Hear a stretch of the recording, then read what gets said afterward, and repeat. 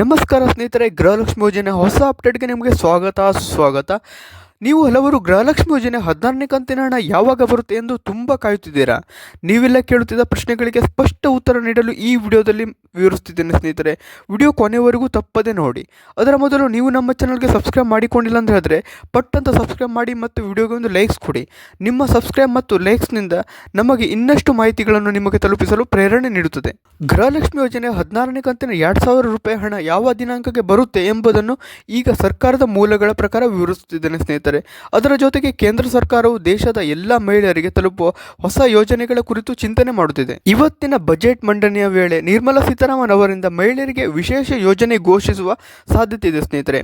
ಅದನ್ನು ನೋಡಿ ನಾವು ನಿಮಗೆ ತಕ್ಷಣ ಮಾಹಿತಿ ನೀಡುತ್ತೇವೆ.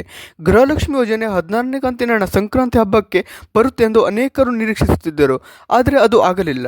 ಅದಕ್ಕೆ ಸಂಬಂಧಿಸಿದಂತೆ ಸಚಿವೆ ಲಕ್ಷ್ಮಿ ಹೆಬ್ಬಾಳ್ಕರ್ ಅವರಿಂದ ಒಂದು ಸಣ್ಣ ಅಪ್ಡೇಟ್ ಬಂದಿದೆ ಸ್ನೇಹಿತರೆ. ನೀವು ಈ ಹಣಕ್ಕಾಗಿ ಫೆಬ್ರವರಿ ತಿಂಗಳ ಅಂತ್ಯವರೆಗೆ ಕಾಯಬೇಕಿಲ್ಲ. ಫೆಬ್ರವರಿ ಮೊದಲನೇ ವಾರದಲ್ಲಿ ಈ ಹಣ ನಿಮ್ಮ ಖಾತೆಗೆ ಜಮಾ ಆಗಲಿದೆ ಎಂದು ಅವರು ಹೇಳಿದ್ದಾರೆ ಸ್ನೇಹಿತರೆ. ಇದೊಂದು ದೊಡ್ಡ ಸರ್ಕಾರದ ಅಪ್ಡೇಟ್ ಆಗಿದ್ದು ನಿಮಗೆ 16ನೇ ಕಂತಿನ ಹಣ ಫೆಬ್ರವರಿ ಮೊದಲನೇ ವಾರದಲ್ಲಿ ಖಾತೆಗೆ ಬರುವುದಕ್ಕೆ ಪಕ್ಕ ಎಂದು ಮಾಹಿತಿ ನೀಡಿದ್ದಾರೆ ಸ್ನೇಹಿತರೆ.